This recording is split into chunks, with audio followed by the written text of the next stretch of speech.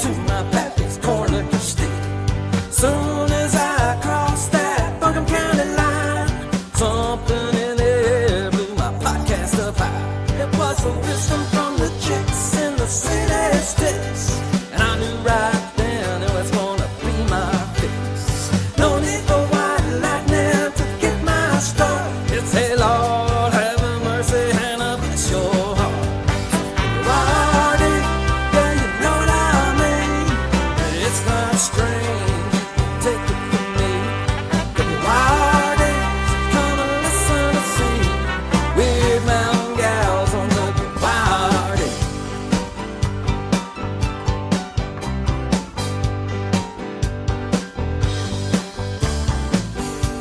Up on Weird Mountain, they've been getting their kicks, jamming on the porch just to hit and mash, stirring up the pot, that's what they do best. They dish it out till there ain't none left. W-Y-R-D, yeah, you know what I mean. No, it's not strange, take it from me. W-Y-R-D, so come and listen to see weird mountain gals on W-Y-R-D.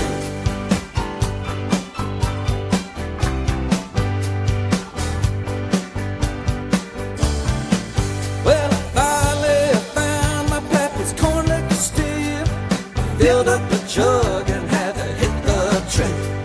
Gotta get back to the cottage in the Mashville woods, to the weird mountain gals neighborhood.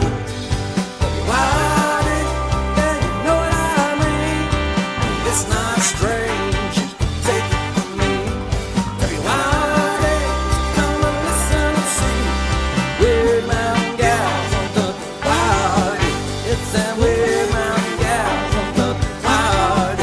It's them weird mountain gals on W-Y-R-D.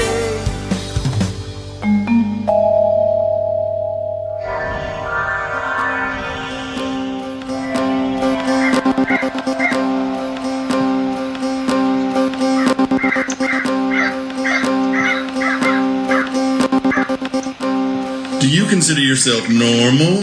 Then this is not the show for you. Please go somewhere else. This is WYRD. If it's getting weird, it's got to be the Weird Mountain Gals show.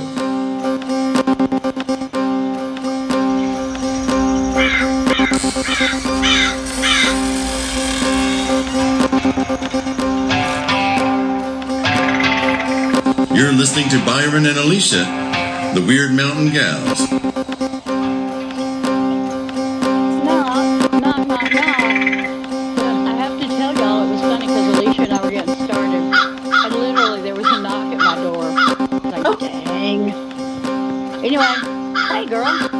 Howdy, how is it down there or up there or over there, wherever you are right now? Are you on Earth? I am on heaven on earth. Oh, I am at the Wisteria Event Center and Campground in southern Ohio. And wow. it's in the Hocking Hills area, for anybody who knows that. I've been on what I've been laughingly calling my Ohio tour, and I drove straight up last Saturday into Ohio, straight up 77 through West Virginia. Oh my God, y'all. It was so beautiful. I want to just say again, we have had the most beautiful spring and early summer I can remember. I know. We have, And- as I'm sitting here with a bag of cherries eating them for breakfast. I mean, Yum. they are so good this year. All the fruit was good. It's good. So far. I think while I was gone, I hope Joe probably picked the last of the raspberries, but we got off our little measly bunch of raspberries. We got 2 gallons of raspberries this year. 2 Wow. gallons. Holy. Well, Yeah. so I'm assuming that there's some jelly being made or been made. It will be made at some point. I love sure. raspberries when they come right off the bush. Mm-hmm. I've had the distinct pleasure of just standing at a raspberry bush in the sun and eating warm raspberries. Is it Uh-huh. something else? Or, and Raspberries are, blueberries? uh-huh. Raspberries are the one thing though, and maybe it's kind of an old memory of being a kid. Raspberries and blackberries are where you find snakes. So Well, the yeah, yeah. they don't eat the raspberries, but they eat the No. birds that come for the raspberries. So Yeah. You're I've right. had more than one occasion where I've reached towards a cluster of raspberries or blackberries, and I thought, what is that dark thing in there? Uh, Oh, it's a little old black snake. Okay, well, I'm gonna leave you this for the moment. So I try to be so careful about you where I'm putting my hand, where I'm putting my feet. It's crazy. you sent me back in time with that memory because I had a great aunt who taught me to carry a stick, and she taught me to take my walking stick and stand at the end of my walking stick and use the walking stick to kind of shake the bush a little bit or shake the vine, Uh-huh. because a lot of times they'll be growing as a vine or something. And but I remember that I had to stand at the end of that walking stick because that way, if something jumped out, I'd be out of the way. And that was good advice. There have been times when things have jumped out. I've never seen, oh, knock on wood, never seen a snake, in a raspberry or blackberry bush, but I've heard that they can be there. And I know for a fact that there's been lizards and birds and all kinds of other things that I have, scared out of the bush there. So, which also reminds me, my mind is like pop, pop, pop, pop, pop today. But I heard some news about a guy and his wife, and I don't begrudge them moving here. Okay, they're chefs in a bigger city, and he just released a book about foraging your wild crafted cocktail. Well, maybe he could kiss my. You don't even have to crow it out. I stopped before I could do that. Yeah. Your wild crafted what? He could kiss my wild crafted. Yeah. Anyway, I guess the good thing about it is probably before they pick the damn hills bare, they'll move on to another fad. I guess, and I hope that I hope they actually do love things, love growing things as much as they say, because then they'll have to, on their own, start leaving some of it alone. I mean, Maybe. I Maybe. I know of a place where, let me think about this. I don't know if you recall or have ever even noticed, but if you go into my profile on Facebook, and I always have a go outside and then I put whatever year it is. And if I Uh-huh. take a picture outside, I just throw it in that folder. You'll notice that a few years back, pre-COVID days, I used to have some photos of Selby and I, and it would have my car, and it would be the back hatch of the Subaru, and we would have the entire back hatch would have certain morels that we had picked for some restaurants around here because they used to buy them from us, or they still would if I would do it anymore. Anyway, the thing is, that used to be the norm, that if you had a honey hole or two, you could go and you could get hundreds and you could still leave hundreds. Yeah. So you weren't hurting, any animals that I know of, or we weren't causing the extinction of anything. Now that was the most I ever picked, was in those years, because I was using it, I was making money from it, I was doing it as a job, and I've had other people in my family who've foraged for a living all their life. Yeah, me too. And so, but now I would be ashamed to do that now, because I can go to that same honey hole that we got those mushrooms from, and it'll be picked clean. Yep. They have people who go out there and left. watch. Yeah, nothing left. Nothing. I mean, nothing. So nothing can grow back if you take it all. That's why ginseng is almost gone. I mean, they're having to learn how to grow it at home, which I'm frankly glad that people are learning how to do that. But ginseng is mostly gone. And it takes it so many years. You know, with a morel, if the mycelium in the ground, you drop it in there and if spore it up and it will flush out. The next year you'll have a little flush of morels. And then they go down underground and it takes them 39 years to start coming up again. So go ahead, pick them all, and then they'll be gone for at least 39 more years. You see, so I don't get that whole, let's not benefit ourselves in the future. Let's just rape it all right now and not care about the future. You know, I think that's where we are with people. And I'm almost ready to say, well, we don't have any future if we keep acting like this. Anyway, so yeah, no, it made me sad to hear you say that. That's true. Because I know you don't mean it. No, I don't really mean it. And I probably wouldn't even put that in here, but it's the future that I would like is just a fantasy in my head. There, that's more realistic. Because I don't think that there's any way that humans are suddenly going to become enlightened and not selfish and greedy. So, and I'm not even in a bad mood. I'm just saying it's my observation. And I've had to learn how to live with that. And I've become older I get, the more I say it out loud. But I've thought it for a while. I don't see us suddenly becoming enlightened. I mean, we've already got proof of UFOs, and yet no aliens have come to us that I know of and said, here's a better way. It must be because we're not at that point of development yet. And I'm gonna segue off that to say, well, number one, I agree with you, and number two, Neil deGrasse Tyson. I saw a video with him today, and he was saying, now this race of beings from another planet come down, and they are basically vegetables. We would think of them as plant people, and he used that character Groot. Is kind of the illustration. He said, so they come down and here we are, and they run into people who are called vegetarians. Mm-hmm. And they are horrified to learn that there are people on this planet who only eat vegetables, who target vegetables. And not only do they eat their sexual reproductive organs, and he laughed and he said, for instance, last night, I had fried squash blossom. I didn't even let it get to be a squash. And he was saying, and they were horrified by that. And then they went to Whole Foods, and at Whole Foods, they saw vegetarians with their buggies full of infant vegetables.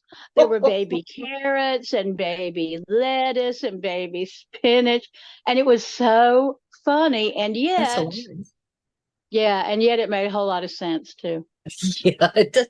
I don't know if I've ever heard Neil deGrasse Tyson speak.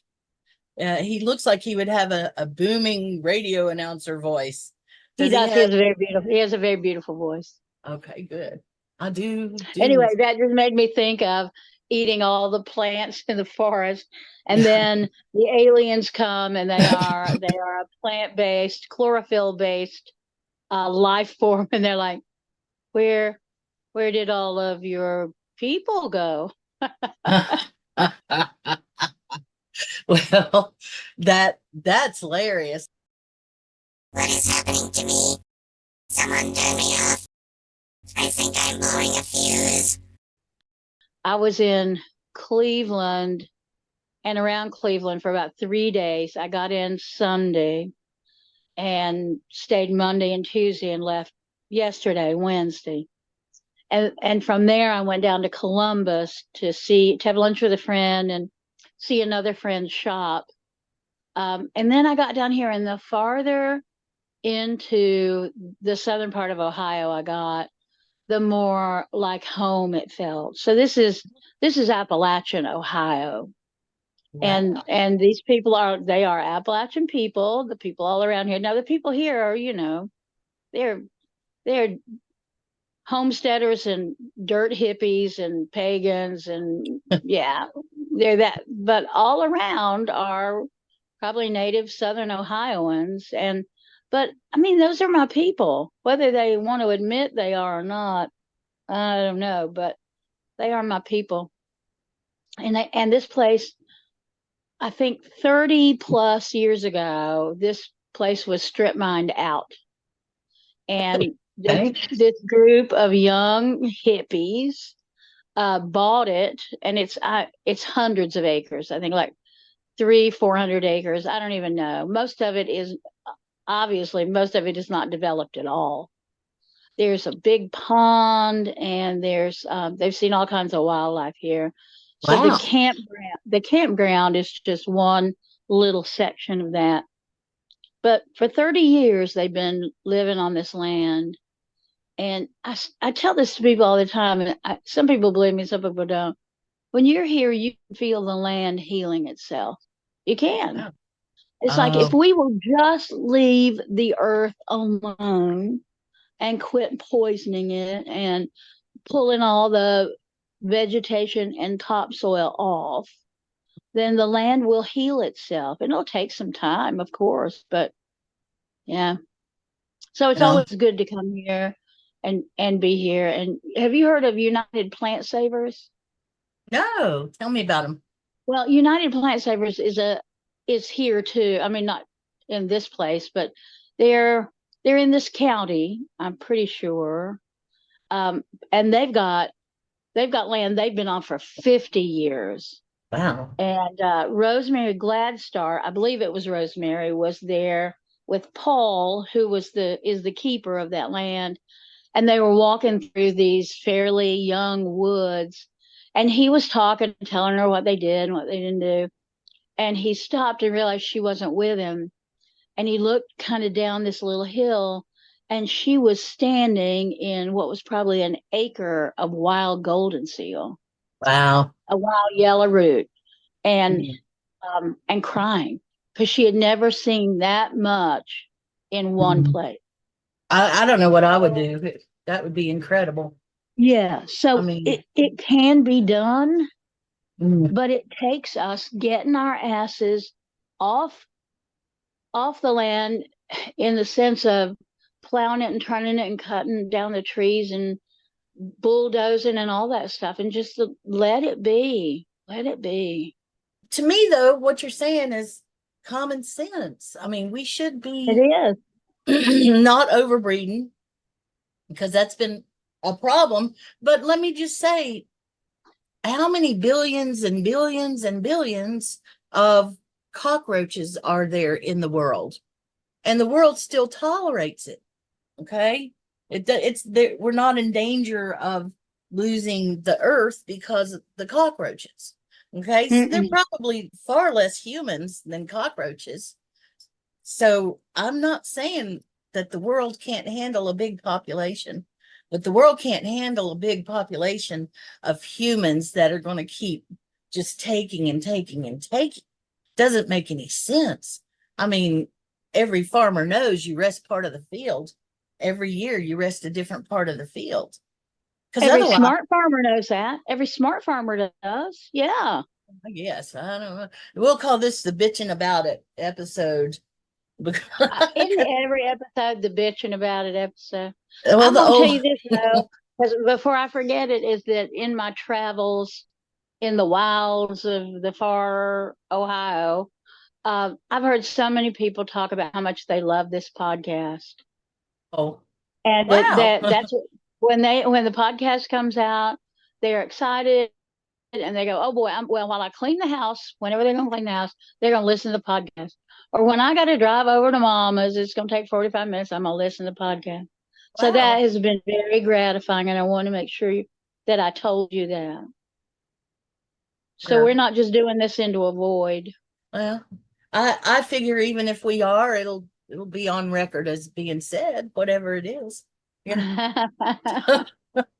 Whatever that means and whatever it says about us, I don't know, but there you have it. I don't have kids. I have digital files. So there's probably a better chance that they'll survive than children anyway. And boy, that's a bleak thing to say, but you know, Yeah. And we're already supposed to be computer files and just don't know it supposedly. So whatever. Oh And my God. okay, I'm gonna say one small world about it because I can't help myself. Okay, but have you noticed that you can't interact with any big business at all without having to deal with their AI first? It's like they put AI up as a wall of defense so that they don't have to spend any money on humans. And now going through trying to get to a damn pharmacist, trying to call them, I have to deal with their AI now. Do you want to do that? You can do that. It's like it's supposed to be convenient for us, but it just is icky after a while. It is icky and dangerous. In our neighborhood, we have a community resource officer, a police officer, and he comes to our every other month meeting and reports on stuff, and he gets reports from us. We say again and again, if there is an issue in the neighborhood, then you don't call 911 unless it truly is an emergency. And if it's not an emergency, then you dial their non-emergency number. Well, they have put AI on the non-emergency number. No. And I've so many complaints from people who say, I tried to call that number, and then they are training the AI on people who have genuine problems. And then they don't get any satisfaction. They go, oh, well, I don't know what to do about that. Bye. And then they hang up on you. Yeah. So our officer came this past month, Yeah. and we had a lot of complaints about that. And he said, it's the way of the future. And that AI will be trained up enough that it will do everything you need it to do. It's just not there yet. And I thought, well, what other things that are important is AI going to be good at some point in the future? But right now, it's not. Right. But we're not the beta testing group. I mean, they make it sound like AI has never really been out there and tested, and that's not true. It's been around for a long time, ever since the Eliza project. And so you can, that's a whole nother story I don't want to get into, but it continues to learn. And gosh, I've seen some things now. And of course, I grew up reading sci-fi. And so the thought of it used to not scare me. I'm not scared, but used to not bother me. But I was the girl who had that t-shirt that said, this was supposed to be the future. Where's my jetpack? Where's my robotic companion? And it specifically said, where's my robotic companion? And I grew up. Now you can have one. Well, I've evidently already got one. And that's the problem. I've got them all over the damn house. If you have an Alexa, you have to spell in front of it as if it was a 2-year-old toddler, because otherwise it'll listen and try and help you. You see, I mean, I understand that what I need to do to use AI, and I know that I'm not going to change everybody, and I'm quite sure that some of y'all are tired of hearing me whine about it, but I always thought I would be kind of excited when the moments came, for us to actually have AIs. And I also, as a person who used to look forward to it, I think now, gosh, it would just be so easy to sync up all these various AIs that are sitting around and let them truly be your robotic companion. And then, of course, that leads to that whole thought of, it used to be they'd hand out cigars when your child was born. But now they'll just give you an AI or something when you're born.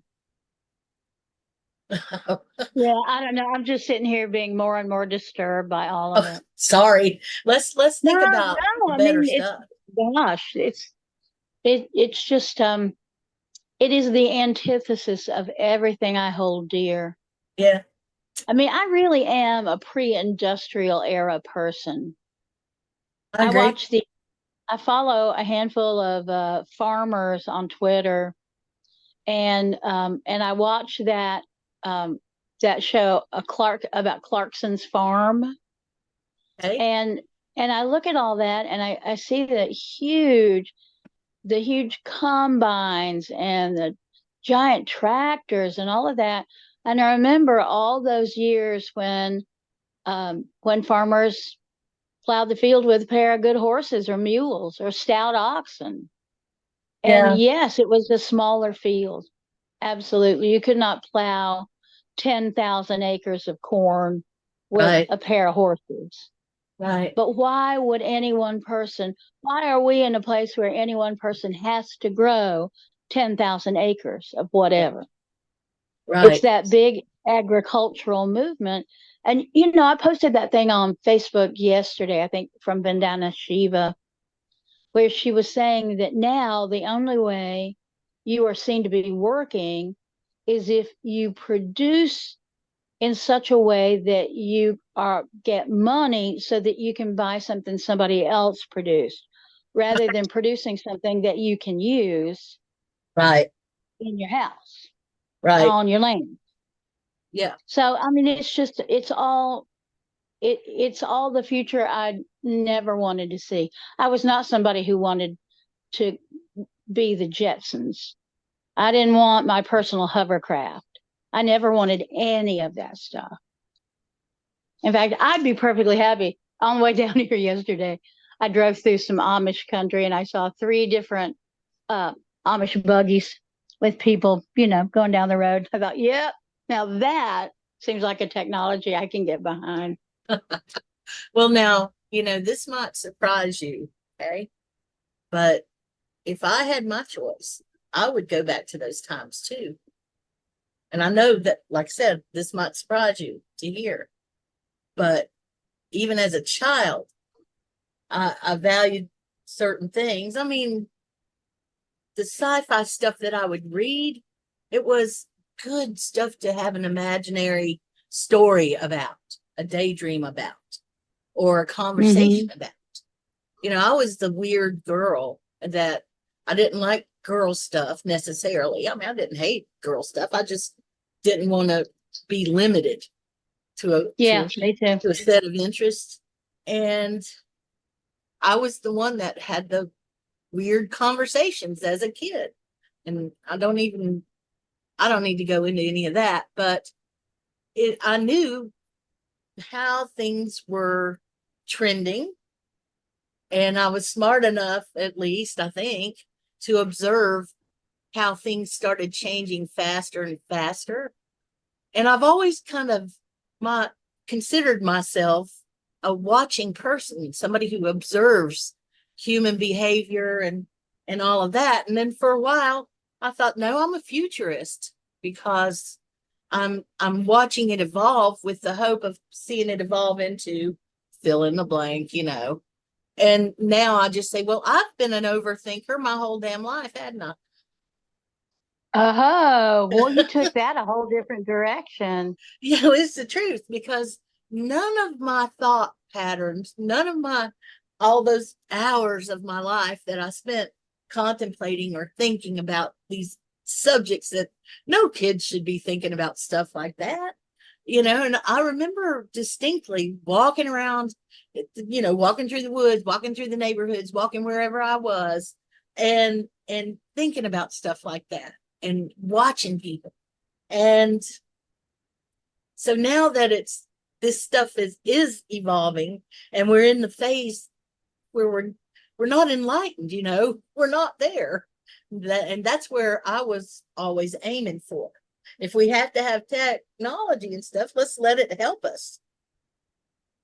Let's let it, here we are, and we're worried about it taking our jobs. Well, we should already had our damn bio toilet 10 years ago. You see? And I know I gripe about stuff like that, but we are developing all these advanced AIs to create sexual content, and so that our kids can be exposed to it earlier and earlier, evidently. Uh, and yet I don't have my personal Dr. McCoy with me, and he should be following me around all the time. You see, it's it's weird. And at the same time, I like privacy, and I don't experience it very much anymore. And No, so that, well, we don't have that anymore for sure. yeah, well, that bothers I me. find that it bothers me too. Um, and it's funny to say that, for both of us to say that. I mean, I have a bigger like digital footprint, I think, than you do because of the Oh yeah, socials that I do. But you would think, God, she doesn't care nothing about privacy, but I care about what people know. I may yes. tell them a lot of stuff, but it's what I'm telling them. Well, you're a storyteller. That's what you do.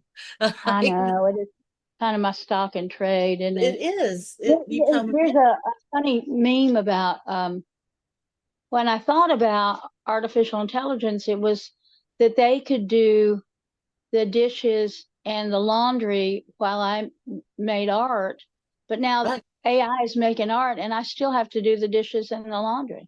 Yeah. Yeah. That's exactly my thought on it. Thank you. You put that so well, or the meme did. Well, I didn't. It's a meme, It's really everything's a the way that meme. I think. That really is what I think. So while I spend, you know, hours gazing at a digital screen, I should be doing some other stuff too. But anyway, you know what? I'm really surprised that we took this turn today.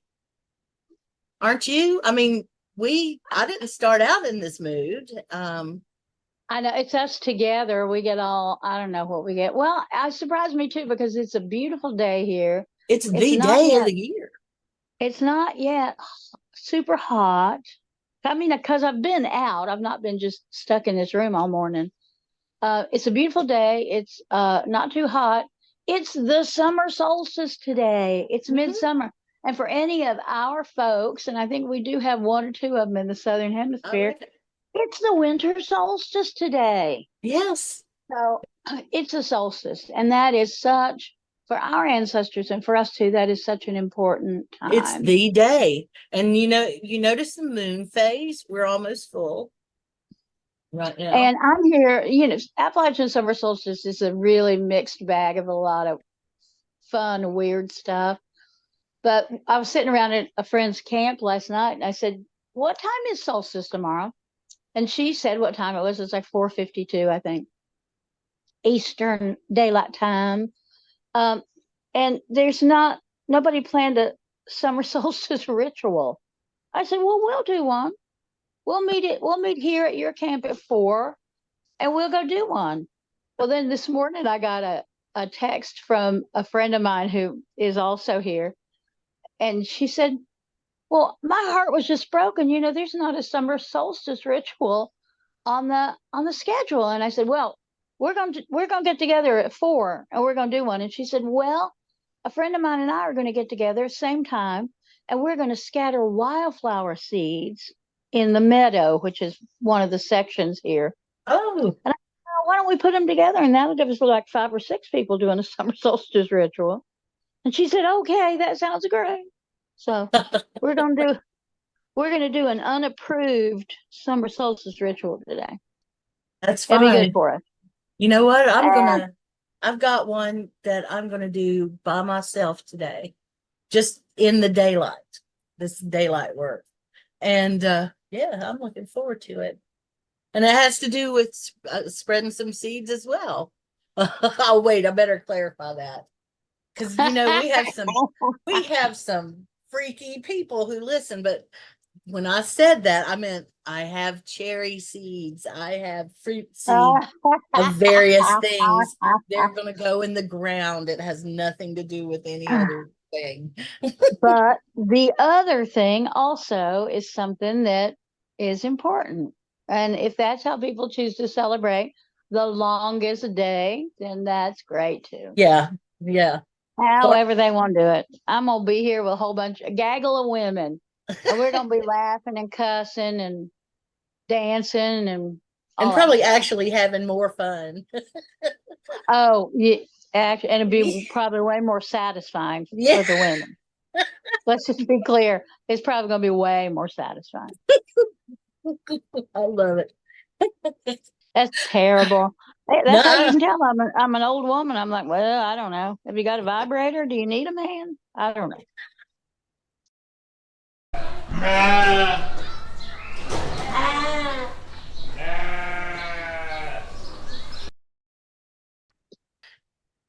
I have always known that I had incredible luck, and and I could tell stories. You'd think I was Forrest Gump, but I can prove It's your job. Like you're like me. It's in our DNA. it is. I remember seeing my cousin. You kind of learn a different way to speak to different people in your family. So Tumpy, my cousin Tumpy, he was deaf and spoke to him with sign language. My grandma on my mom's side was very literate Southern American woman. And so I'd speak to her with my Southern accent, and then if you're hanging around with kids, you speak to them like a kid, and it's, I'm rambling. Sorry. No, it was beautiful rambling. And that's the kind of code switching we do all the time. When I All was the up time. when I was up in Cleveland, I taught a class at the Buckland Museum. And I said, Yeah. now, y'all, I'm likely to fall into my native accent as I'm teaching. And if any of you have trouble understanding me, please just say something because you won't hurt my feelings. But then I found myself doing my fairly standard. I know I've got accent that leaks in, fairly standard American dialect accent. Yeah. And then as soon as I got here, I was like, oh, thank God. It's like I can take off my girdle. That's cool. Well, my point in the ramble was the storytelling gene in my family has not just been patriarchal. And although I remember my cousin, see, I was the first girl on the family, on either side of the family. And so I just had guys to run around with in my family. And I remember my cousin that was the family storyteller. And you kind of have a different way of speaking to him. And so when I was a kid and, learning language and stuff, I thought that BSing was the way that you spoke to him. I didn't realize he had any other way to be spoken to. So everything that we said that's right. So everything we said was BS. And that's the truth. Is, well, hey there, and he'd say, well, blah, blah, blah. And he called himself the prettiest man that you've ever seen. And he had a long red beard. And he would take his hand and I'm the prettiest man y'all have ever seen. And he would just start in as if he was Elvis and Burt Reynolds. I love that. I do too. I do, and I've never seen personalities like that outside of my family. Well, outside of the Southern group of people that are quickly going away. Because he's getting older, and he's in his, I guess he's about 80 at this point. So so I guess I still have the mantle of storyteller. Truthfully, I don't know that my brothers, they're really not stoic at all, but they're not, they don't BS like I do. And so and is that what it is? BS? Yes, yeah, it is the very best kind of BS. it is. And I don't know, I think it's because that's most of the time it's the story I'm telling. If it's a current one, it's more of an observation And if it's a past one, it's going to be funnier than the ones I tell, most likely. But yeah, and they didn't have quite the same set of rules that you have to follow as we do, because there are certain things that I don't want to say anymore. I don't want to have them in my language and all, and there's certain subjects that just it's not a good idea to talk about them, so I don't. Doesn't mean they weren't funny at the time. Yeah, exactly. It's a strange time. And now going back to the whole tech thing, now that we know that basically every word we utter and everything that's digital, whether it's text and all, it's there forever. We have to make our peace with it and decide how we're going to live. So that's where I am with it. Yeah, and no way of telling how it's going to evolve. If you were just being created or just being born super intelligence and you were charged from birth with doing the right thing, okay, and Yeah. you observe the humanity as a whole, what would the right thing be? At the very least, and I think at the very least you would say, well, this planet cannot contain all of these people, so what's the answer to that? Oh, I think you know my answer to that. Yeah. There's all kinds of answers, but so I think many people get to that place in their thinking, because this stuff is all kind of new and it's a puzzle to be figured out. And the natural evolution, I think, of something like that would be get rid of the species, get rid of the copious numbers of people, and do it in a humane way. Well, so that would mean a way that wouldn't necessarily affect the other people who got to stay on the earth. So it'd probably be like a mass sterilization. Well, I mean, what it could be is what we talked about in the 60s and 70s. If there is the standard 2 people, male and female, then they should only have 1 child, and that would half the population. So they're not replacing both of them, they replace one of them. Right. And if people would just do that, if people in the damn developed world would do that, because there are a whole lot of people, a whole lot of women, let's just be clear, there's a whole lot of women that don't have any control over their reproductive life. That's right. Because they're poor, because their religion doesn't allow them to, because the law has taken that right away. Exactly, all of that. Yeah. But if the people who have control, if the women who have control over that, and the men to whom they are partnered or choose to partner, if they would only reproduce 1 child, I'm not saying don't have kids at all, except I am saying that really don't do that. Don't have kids. If you're like my daughter, I wouldn't want her to have kids. Then it would solve the problem. We wouldn't have to think about elaborate forms of euthanasia and whatever else. It's just stop breeding. Humans just stop breeding. Well, but they're not going to, and you know why. They are, yeah. But of course, there's also the other option that you didn't think about, or maybe you haven't thought about yet, which is, create some bio machines, whatever you want to call it, and let them be the breeding options and sterilize the human race. And so see, that's elaborate and expensive. Well, it wouldn't be for AI if it was at that point. You see? Oh, I see. You see what I'm saying?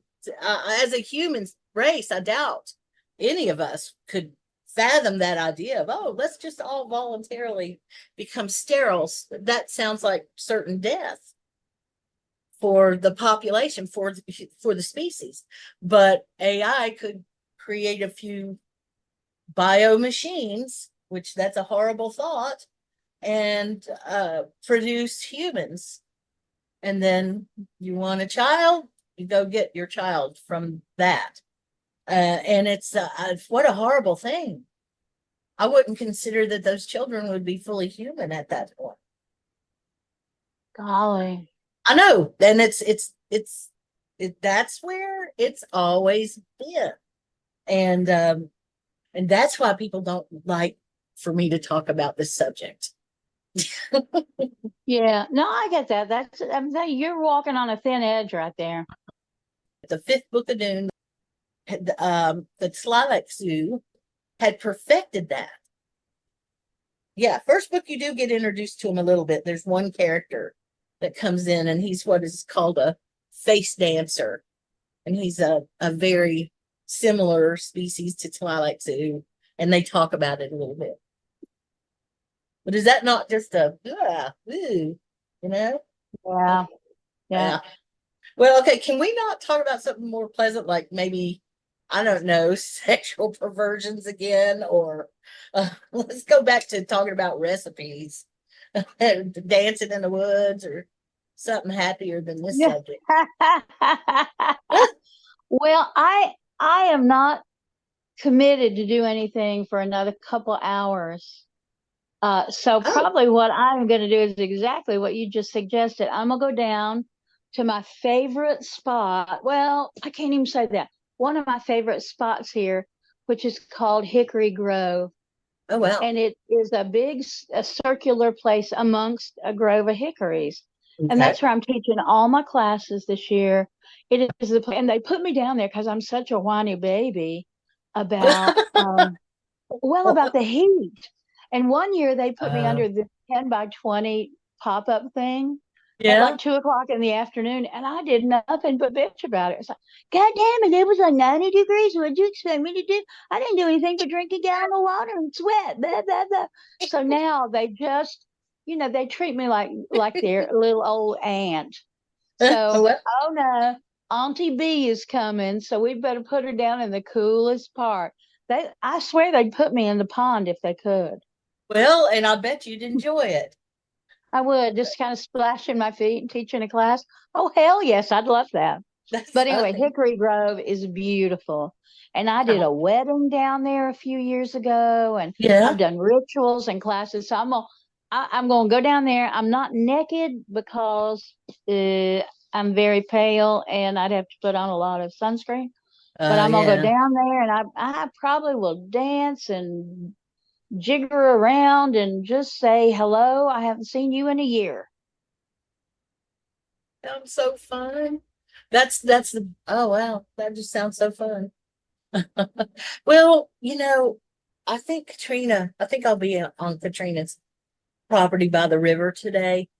It's where I'm planning or maybe that that real steep hill. I might spend a little time walking on that hill and doing my stuff today, but I will be close to the river. I guarantee it. Because I think it'll be hot, and that's when the river is the nicest as far as I'm concerned for me. Yeah. Because it becomes a real relief. And you can feel the difference from the top of the hill down to wherever the river is for me. I can feel the difference in the temperature, and there's always a little bit of a breeze and all of that. Yeah. And it's a very old and very personal and sacred place for me. So it feels like the right place to go. Yeah, me going to Hickory Grove. Yep. Yep. Your voice sounds just satisfied and happy. I am pretty satisfied. I've gotten to see friends that throughout the year we have cried with each other and laughed with each other and cussed with each other, but we live far away from each other. Yeah. So I sat down with 3 of those people last night and just talking trash and watching the moon rise until about 11 o'clock. And I'd already unloaded my car and set my room up. So I just got to relax and enjoy the company of people that I love. And I don't get that chance very often. That truly is, if you're not, because usually even when you're at a group like that, you have some sub activities going on. What I mean is, again, I use the wrong word, I guess. What I mean is there's going to be somebody in the group who needs some help. there's going to be somebody who needs some wisdom. And so your mind will be occupied with helping those people.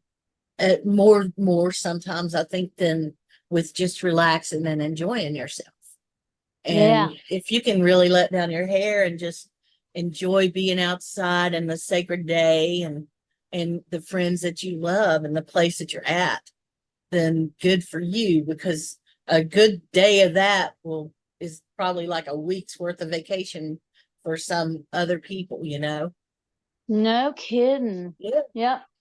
Well, I hear it in your Absolutely. voice. You should have a magnolia tree to rock beside, or be in the hammock or whatever. And yeah, I mean, you've got that hello kind of voice. There was a young woman last night, and she'd never met me before, and she said, "Oh, you remind me of so much of that woman from Fried Green Tomatoes." And I went, the woman that had better insurance than the young'uns?" She said, "Well, no, that older woman." And I never knew who she was talking about, but somebody else said, "Is she comparing you to Kathy Bates?" And I said, "Well, maybe, because I mean, people think I look a lot like Kathy Bates, so maybe she is. I don't know, but Uh, yes, I have that same accent, and I've got, a decent voice. So people are always, "Oh, I just love hearing you talk. Oh, that accent is so." Well, it is what it is. it's yeah, it's musical. And like I've said, these accents, especially the ones that from my old family, I think, oh, I've never heard an accent like that since then. Yours is an older accent, mine is too.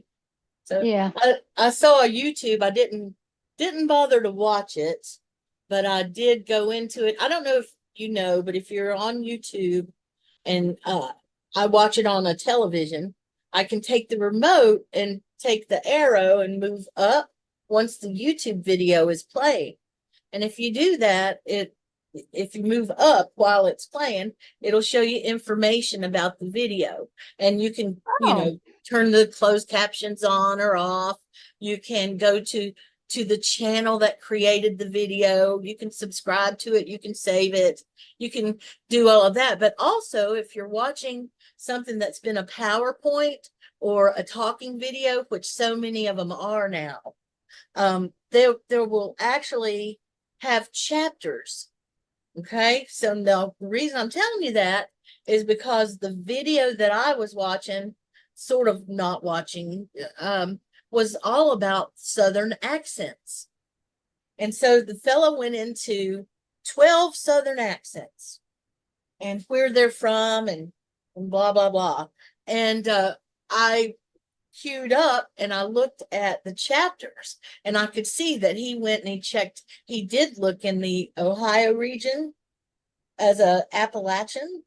He looked for uh-huh. sure in Western North Carolina, but he made a mistake and he thought that was Tennessee. He thought it was Eastern Tennessee, Oh, but it wasn't. The person that was being shown on the interview there, or as the example of it, was from Western North Carolina. And I know that. And he talked about, Louisiana, an accent down in Louisiana. He talked about Gullah accent, which I consider more coastal than Southern, but he evidently yeah. included it. Anyway, so you could look and see. And the only one that I really looked at was the Tennessee one because I recognized the person.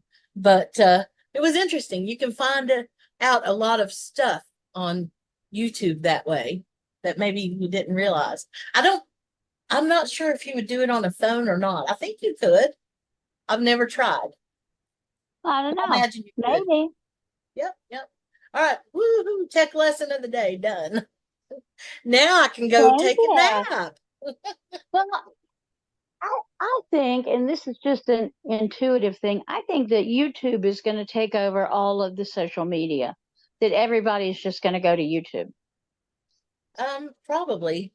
I've been watching conversations get started in the comment sections on YouTube. Yeah. Yep.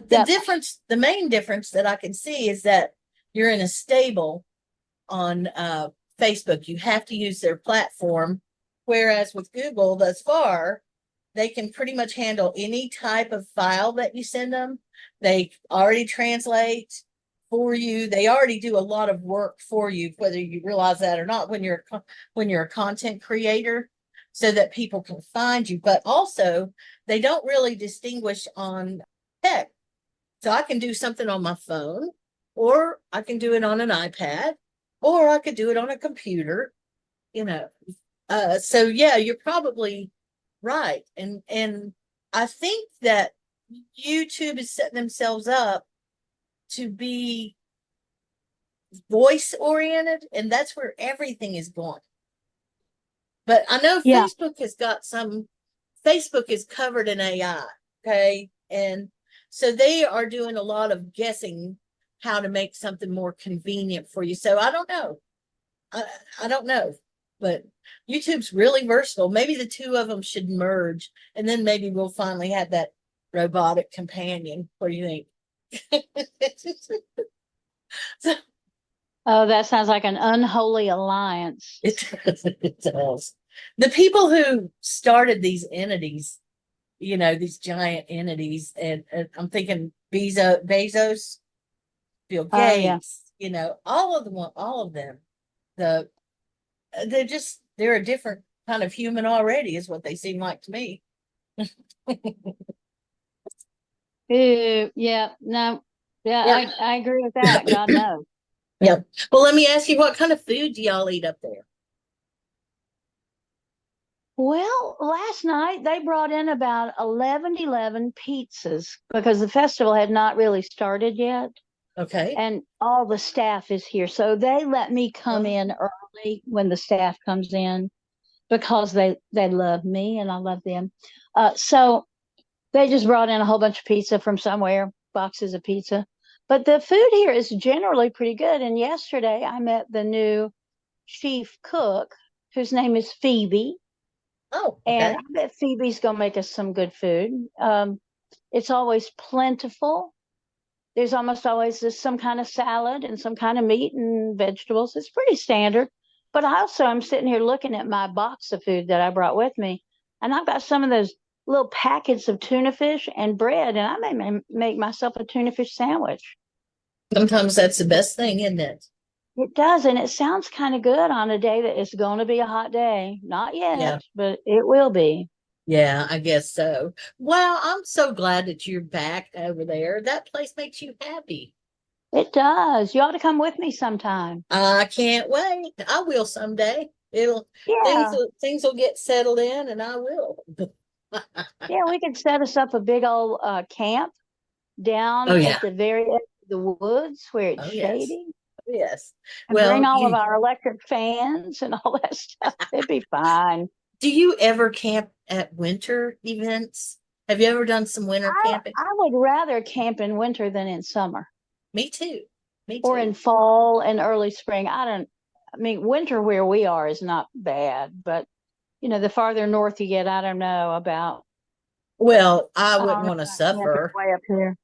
Yeah, I Yeah. wouldn't want to suffer to camp, but I like cool and cold camping. And fall, of course, is optimal. It's the best time.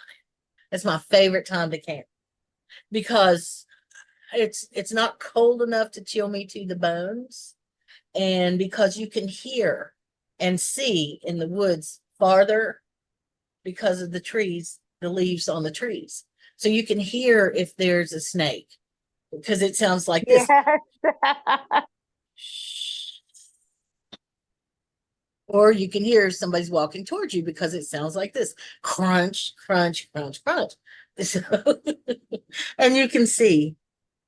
Oh, and man, my mind is jumping around like crazy today. Sorry. I saw a giant bird of prey of some kind, and it had white tipped wings on the bottom because I only saw it flying above. And I didn't know what it was. And I think I mentioned it to you a couple weeks ago or a week ago. And I found out later that it was a type of vulture, a black vulture. Well, I checked it out. I looked and learned a little bit about black vultures. And literally 2 days later, in a different area. I drove up and there was 4 of them on the ground, just hanging out, eating some carrion, looking at me. 4. Wow. So I'm wondering what that means. Well, the thing about vultures particularly is I really love them because symbolically to me, they mean it's time for you to clean up a mess. That's what I thought. And sometimes it's your own mess, and sometimes you got to clean up somebody else's mess. But the point is, it's time for a mess to get cleaned up, and you are responsible for cleaning it. That's what I thought. Okay. That makes 100% perfect sense. That's where I was at with it already. And so okay. when it's not being recorded, I'll tell you all about my week. Oh no! It's been a wicked 3 weeks as far as Gafflin getting in there and just BS flying at me from every direction. And not the fun, cool kind that we were talking about earlier. So hey, I do have a little news. I guess by the time the podcast is up, it'll be over with. But the band, we took a show. Did I tell you that? Yes. How'd that go? Well, it's coming up. It'll be on Saturday. Oh, okay. Hottest day yet, it'll be. But we've been over to that farm because it's a fundraiser, and they've got a canopy. We're going to be in a nice place. It's a beautiful little farm. It just does the best work. It's called Root Cause Farms. Oh, I know them. I mean, I Do know you? of them. Yeah. Yeah, we're excited. We're opening it up. We've got a 2-hour show. So our band is finally complete. It's what it feels like. Oh my goodness, that's wonderful. Well, we need to continue to practice. But this show came up kind of suddenly, and we felt like, okay, let's try by fire. And so I mean, I'm getting kind of excited about it. But the show is Saturday, and it's an early show, and it's a very family friendly event. They've got a lot of stuff for the kids. And of course, the farm is wonderful. They've got such a nice herb garden, and I didn't realize it was there. I had no idea. So anyway, there you go. So finally, I had a little news. No, that's great news. That's a big news. Wishes I'm luck. really happy about that. I don't know. What do you think? I think it's a great idea. Well, we cannot wait till you get Terrific. back. You're going to have to come out to some of these jams that are starting to happen. Well, And- and I got to be honest with you. I'm probably not going to be able to do anything until I get back from Cornwall. Because Yeah, the next 3 weeks, I'm going to be finalizing details and tweaking things and whatever. But after that, yeah, I'm on it. Good, because I'll make sure you're included. Honestly, the best place of all is the cottage, because that porch was meant for some music. Yeah, it's a pretty fun place. I love it there. I love it there. Anyway, as you know, okay, I'll let you go unless we have more to talk about. I think we've done amazingly well. Yeah, And I don't think we've been talking for maybe an hour, maybe not too long. not too long. It hasn't seemed too long. I really appreciate you taking time Hey, out. you too. Well, I mean, And I'll I'm be not at my home. favorite place in the world, and you are. No. And yeah. I'll be home before we know it for a little while. Yeah, I'll see you then. Look, Yeah, call all right. anytime. You be good. Call. All right, you too. And All right. Weirdlings and everybody, y'all, thank you so much for sticking with us and listening to us. We love you. Yeah, We love we you do. a bunch. A bunch. And make sure and holler if you've got something you want to say or something you want to talk about or Yeah. question. Just let us, Yeah. just holler at us. You can find us. You know where to find us. You know where we are. That's We it. ain't never hiding. Mm-mm. Or just ask your AI. Anyway, y'all take care. Oh, I still want to say, even though it's retroactive, because I mean, summer solstice will be retroactive by the time by the time this comes up, is happy Juneteenth to everybody who celebrated that a Yes, couple days yes. ago. Yeah, That's pretty darn cool. enjoy the season that it is. Yeah. Yeah, So, all right, y'all. See you. be Have good. fun. Alicia, you be good. Have some behavior.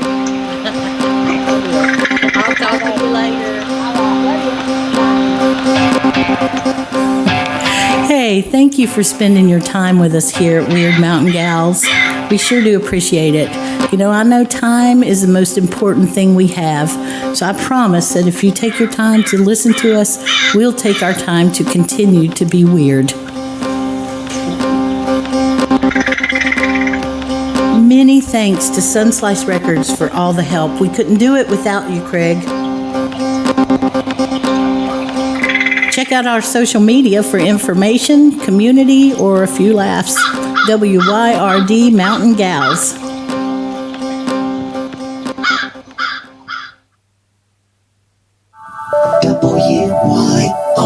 WYRD Radio.